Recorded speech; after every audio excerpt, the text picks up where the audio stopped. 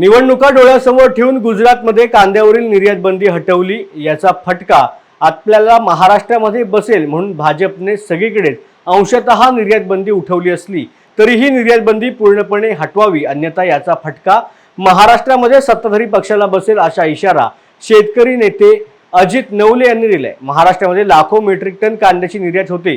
निवडणूक समोर ठेवून निर्यात बंदी हटवली याचा सरकारकडून जोरजोरचे प्रचार होतोय। हे दुर्दैवी असून आता ही निर्यात बंदी कायमची हटवावी अशी मागणी शेतकरी नेते अजित नवले यांनी केली आहे। कांद्याची निर्यात बंदी अंशतः शिथिल करण्याचा केंद्र सरकारचा निर्णय हा निवडणुका डोळ्यासमोर ठेवून घेतलेला तद्दन राजकीय निर्णय आहे। परवा गुजरातमध्ये निवडणुकात फायदा व्हावा यासाठी गुजरातचा पांढरा कांदा निर्यात करण्याची परवानगी केंद्र सरकारने दिली। महाराष्ट्रात मात्र गेले 3 हंगाम शेतकरी सातत्याने कांद्याची निर्यात बंदी उठवण्याची मागणी करतायत। महाराष्ट्राच्या शेतकऱ्यांच्या बद्दल मात्र अशा प्रकारची तत्परता दाखवण्यात आली नाही, किंबहुना दुजाभाव करण्यात आला। गुजरातच्या पार्श्वभूमीवर उठवलेली निर्यात बंदी महाराष्ट्रात जर उठवली नाही तर त्याचा वाईट परिणाम निवडणुकीत भोगावा लागेल। ही बाब कदाचित केंद्र सरकारच्या उशिरा ध्यानात आली आणि त्यामुळे आता अंशतः देशभरातील निर्यात बंदी ही शिथिल करण्यात आलेली आहे।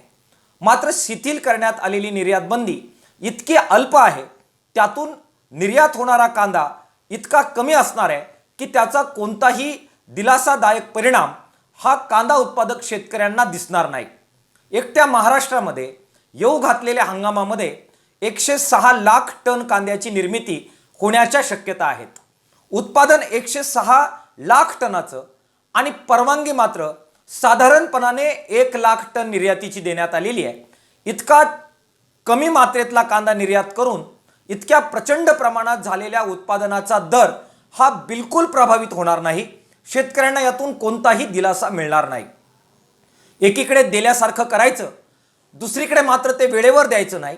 देतानाही महाराष्ट्र आणि गुजरात यांच्यामध्ये दुजाभाव करायचा आणि तिसरीकडे निर्यात इतकी करायची ज्याच्यामुळे प्रत्यक्षात शेतकऱ्यांना कोणताही दिलासा मिळणार नाही। निवडणुकीत मात्र त्याचा फायदा मिळेल यासाठी त्याचा प्रचार मात्र जोरशोर से करायचा, ही केंद्र सरकारची रणनीती आहे। शेतकरी विरोधी अशा प्रकारची ही रणनीती आहे।